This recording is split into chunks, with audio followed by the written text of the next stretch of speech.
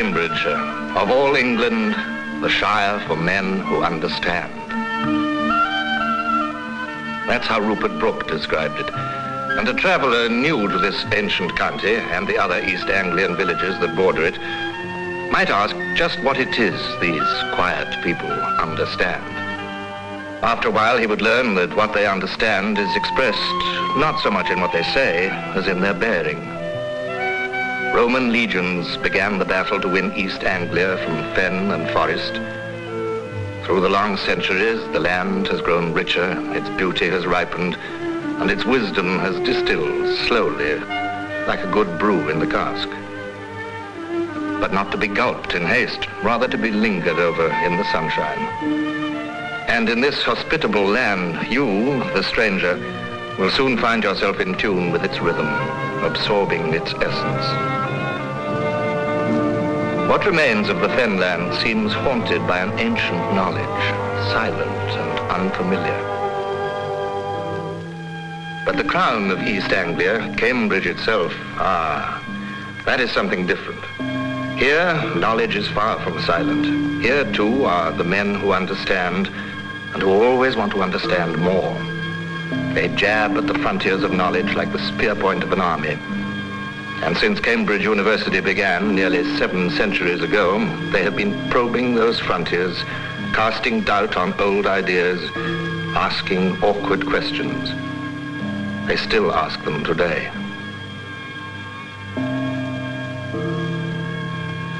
The frontiers of knowledge. And here is one of the battle outposts, the Cavendish Laboratory. An outpost, but in the heart of the university to which it belongs. Here, Rutherford first split the atom. But that was yesterday, and Cambridge is always busy with today's questions, using the victories of yesterday as a springboard.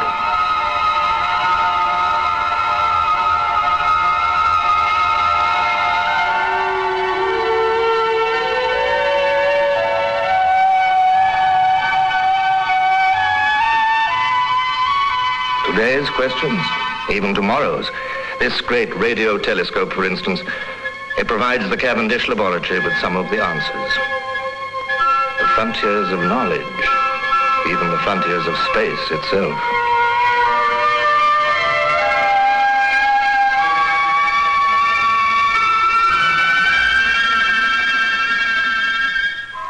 Cathode ray tubes within medieval walls. But there's no contradiction here. Today, just as when those walls were new, they contain some of the foremost minds of the age. The habit of a monk or the shirt sleeves of a scientist, down the centuries, they have followed the same star. They all wanted to know why. They would have understood each other.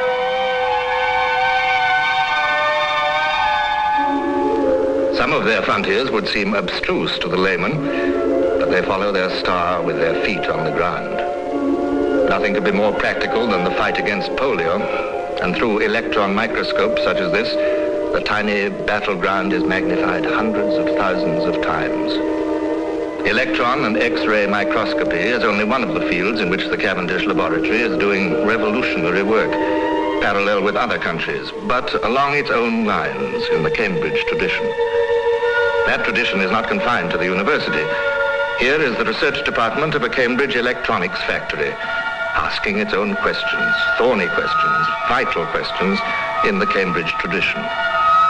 For that tradition seems to be part of the Cambridge air. What is to be seen in the heart of an atomic pile? It would be useful to know. So Cambridge men build a TV camera to find the answer.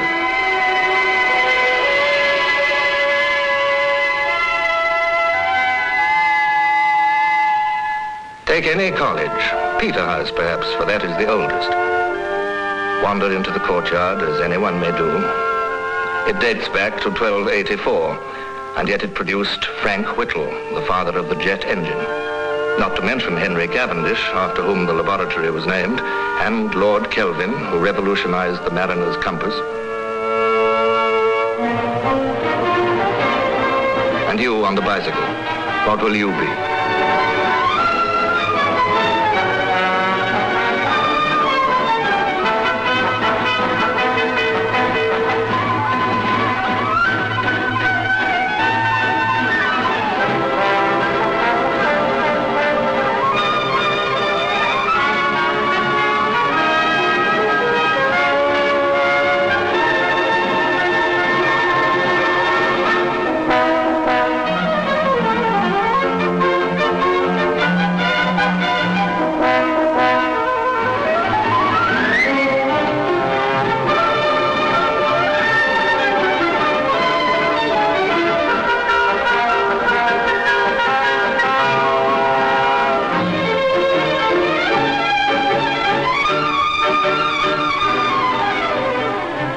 This one will design spaceships, or write greater plays than Bernard Shaw, or find a cure for the common cold, or plan buildings as modern as this is ancient, or merely catch the 8:15 to the office every morning.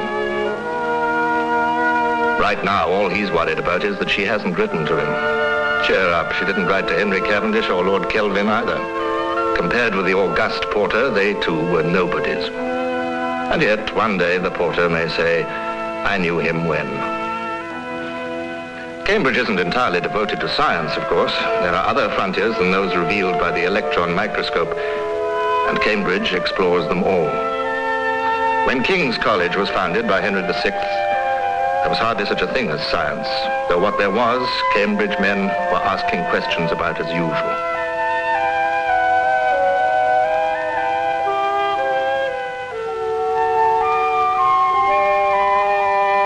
King's Chapel, completed by Henry VIII, is probably the loveliest piece of Tudor church building in all England. And here you can walk in without asking and listen to the loveliest music in all the world.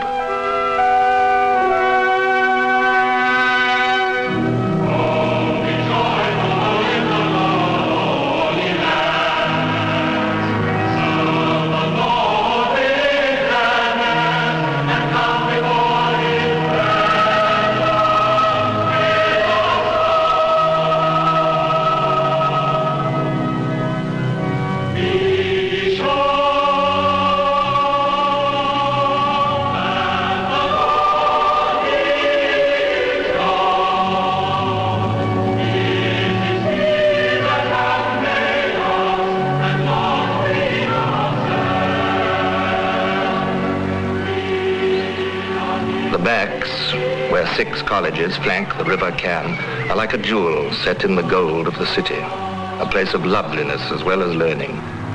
And learning is easier because of the loveliness.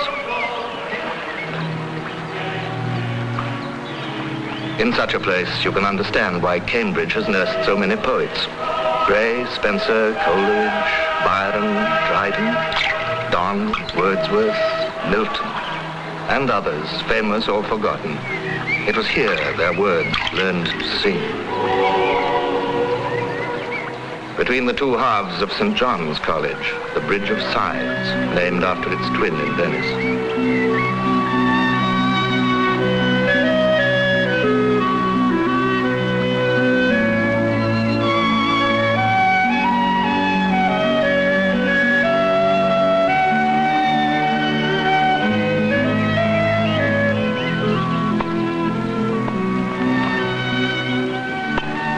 Cambridge, like other English universities, is a federation of colleges. Every student has friends in other colleges and attends lectures outside his own. So he has a double loyalty, to college and to university. Thus is preserved both the unity and the variety of the Cambridge tradition.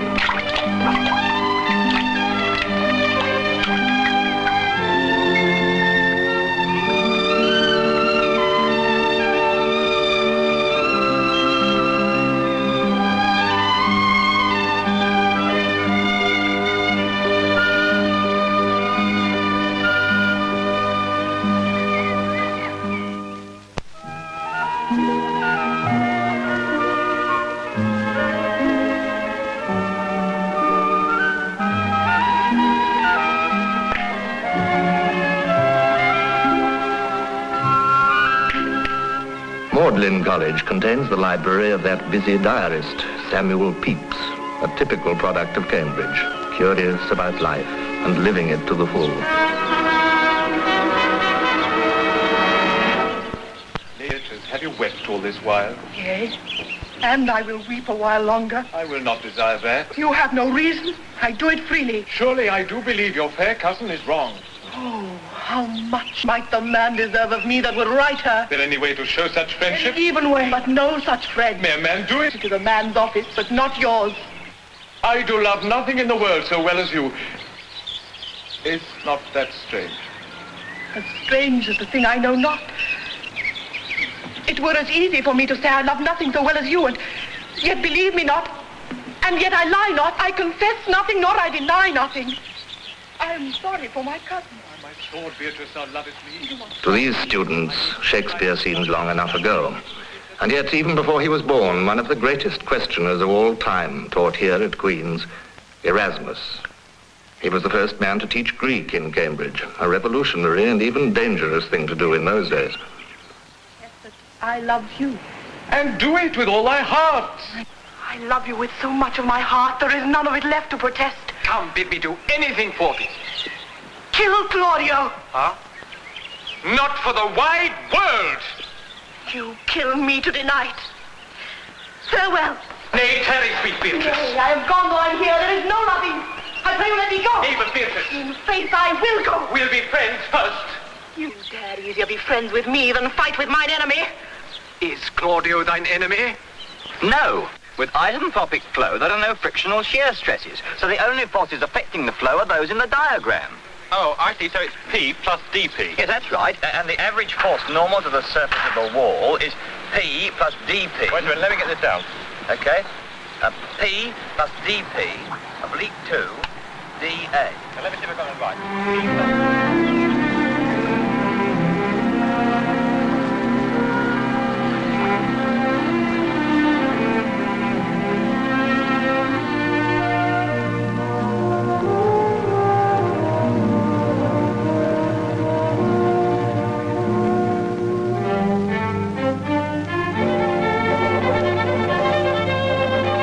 A little world like nowhere else in the wider world.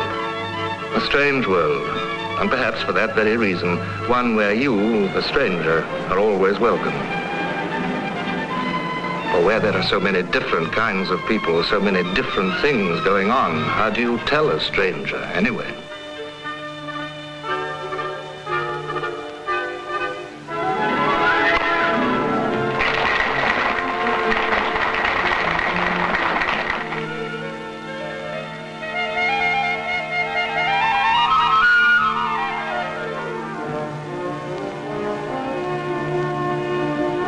To keep the mind fresh and receptive, physical well-being helps, and everyone has his own idea of how to achieve it.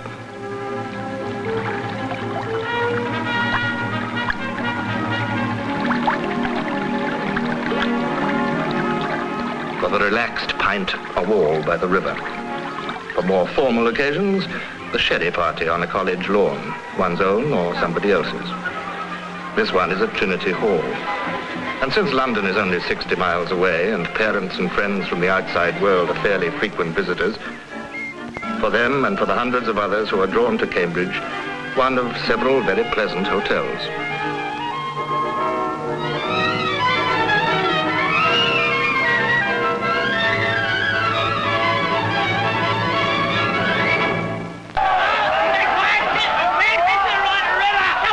These are the May races, which for some reason are held every year in the middle of June. They decide which college is to be head of the river for the year. The river is too narrow for them to race abreast, so they start equally spaced in last year's order. If a boat succeeds in bumping the one in front, they change places for the next day.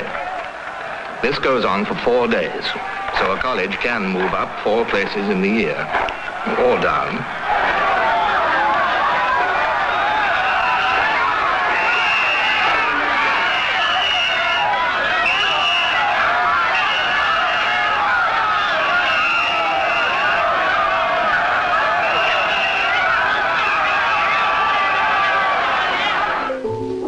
After the May races are over, the May balls. If you can get to Cambridge for one of these, drop everything and go. Whatever you were going to do is less important.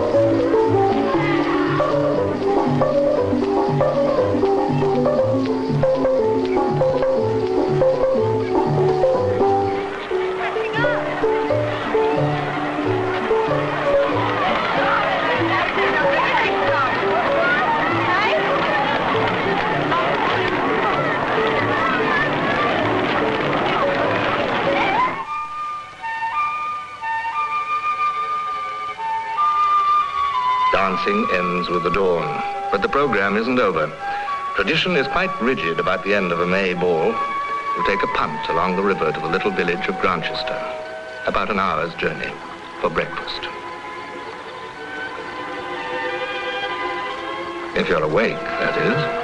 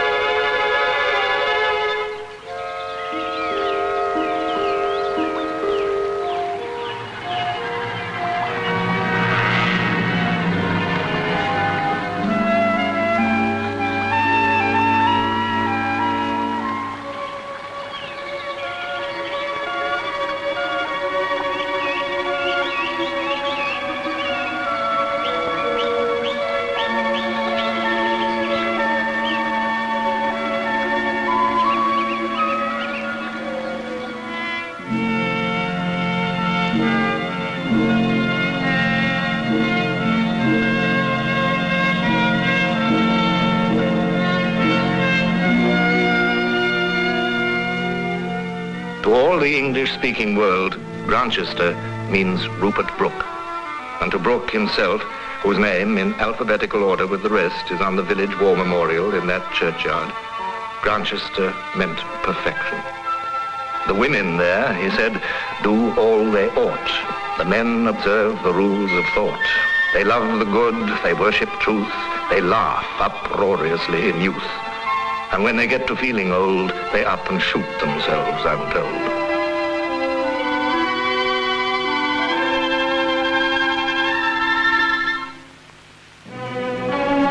When Cambridge, with its exacting standards, decides that a man is educated, it gives him a degree to say so.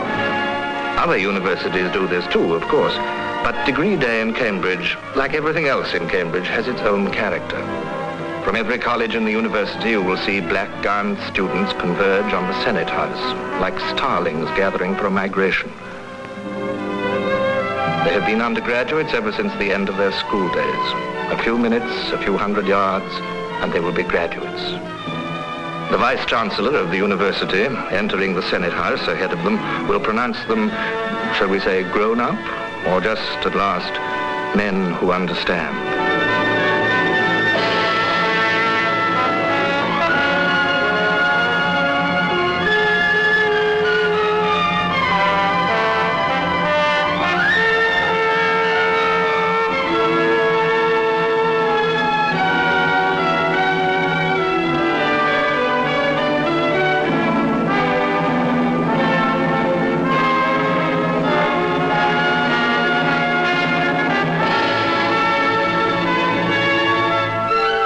Now they are graduates, men and women with letters after their names.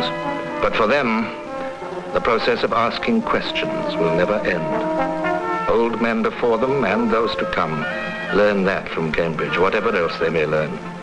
For that is the most important thing Cambridge has to teach, the thing that has made it what it is.